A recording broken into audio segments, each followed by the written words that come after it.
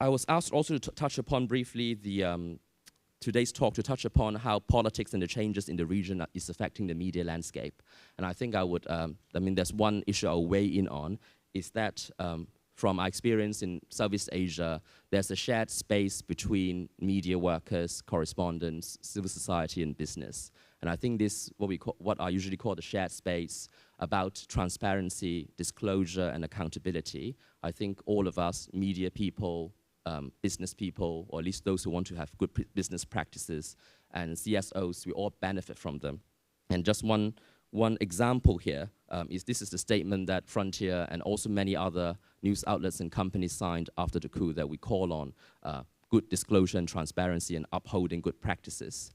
And again, it's not just a theoretical thing. If you look at what is happening right now, I don't know, the regime stopped publishing what they approve. So if China has a dam proposal, a river dam, and the Myanmar regime approved it with no idea what is being approved, before they had to publish the whole investment proposal to explain the environmental impact assessment, and these are all important data that correspondents and journalists rely on. We need that data. We need data about company operations and environmental assessments in order to report accurately. So I'm turning a bit back home from Myanmar now back to Taiwan. I would say that what Taipei is to the China journalist crowd is what Bangkok and Chiang Mai are to the Myanmar world. There are lots of parallels. I've touched upon some of them already. Here in Taiwan, we've seen a huge increase of correspondence. I think Taiwan's MOFA has been saying that for a few years now, so everyone knows that.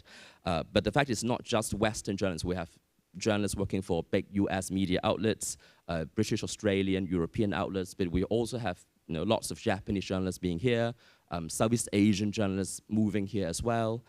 So there's a huge increase. I think it's both because of Taiwan itself as a growing, of a story of growing importance for everyone, the Taiwan Strait, what's going on between Taiwan and China, but also because Taiwan provides that geographical proximity and freedom for people to operate here. And I think that's very important. So the parallel we have is, look, one of my employees, Frontier, is now in Chiang Mai, and recently I met someone from Photon Media, the Hong Kong media, Guang Chuan Mei, set up by a group of journalists from Hong Kong who have exiled to Taipei, and they vow to continue to provide news accurately from Taipei safely, and also provide a voice to the diaspora of Hong Kong. And here I think I'm using a photo here of, it's an online magazine called Reader. So this photo is from a huge story that they did about how foreign correspondents are changing their reporting on Taiwan, and how they are reporting on a lot more in-depth, for example, how they are providing much more perspectives on Taiwanese voices than before.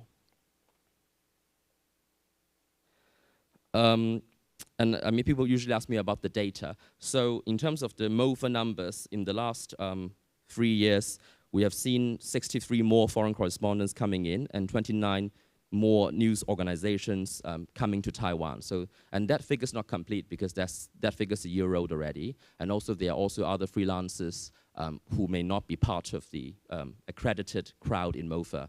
I know a lot of very good freelancers who are not part of that crowd but who work on their own and who are active as a staffer.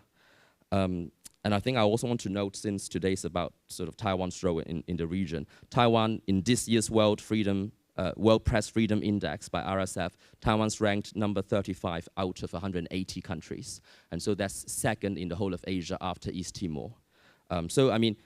Taiwan does provide the freedom needed for media outlets and correspondents to operate safely and freely. I go to Southeast Asia a lot. For me, it's an easy 3 hours, 4 hours flight there, so I can do that every month. But I imagine if I move somewhere north, like South Korea or Japan, the distance between those two countries and Southeast Asia feels a lot more than Taiwan. So Taiwan does provide that very central location.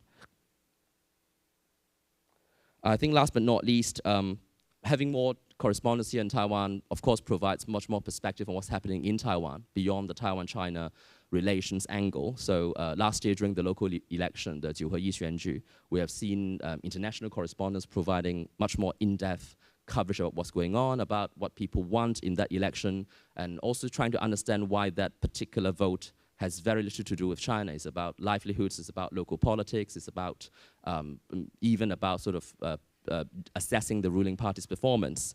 And we have seen recent also similar reporting on, for example, LGBT reforms, women's rights, and indigenous communities. So all these are quite a few steps away from the China-Taiwan angle that provides in-depth, nuanced reporting on Taiwan itself. And I think I'll end my talk here by saying, with the TFCC, these are some of the events we've done with, did sit down with Lai Ching-te, the presidential frontrunner. We've done one with Li Ximing, the former military chief, and other speakers. And I expect in the next half a year, we are aiming to do a lot more events for our members and our supporters. Thank you.